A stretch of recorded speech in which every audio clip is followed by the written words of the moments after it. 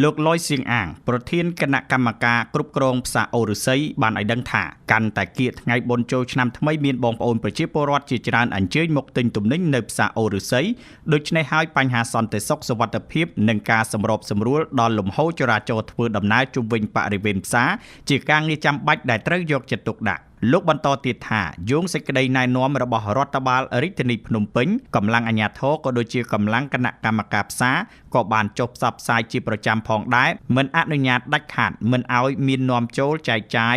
ឬការដុតផាវកាំជ្រួចឬគ្រឿងផ្ទុះនានាហាមលេងបាញ់ទឹកជះទឹកគប់ស្បោងទឹកប្រើកាំភ្លើងបាញ់ទឹកដែលធ្វើឲ្យប៉ះពាល់ដល់ការធ្វើដំណើររបស់ពលរដ្ឋលើដងផ្លូវសាធារណៈនោះឡើយក្នុងឱកាសបុណ្យចូលឆ្នាំថ្មីប្រពៃណីជាតិខ្មែរបងប្អូនអាជីវករបង្ហាញក្តីរីករាយចំពោះការលក់ដូរព្រោះមានអតិថិជនច្រើនមកជាវសម្ភារៈនិងអីវ៉ាន់សម្រាប់យកទៅប្រើប្រាស់ការសែនព្រេនក៏ដូចជាយកទៅរៀបចំតុបតែងលម្អក្នុងកម្មវិធីសង្ក្រាន្តនានាជាដើមពួកគាត់បន្តទៀតថាឆ្នាំនេះមានការលក់ដូរដាច់ជាងឆ្នាំមុនមានបងប្អូនប្រជាពលរដ្ឋច្រើនគួរបញ្ជាក់ផងដែរកាលពីម្សិលមិញថ្ងៃទី2ខែមេសាឆ្នាំ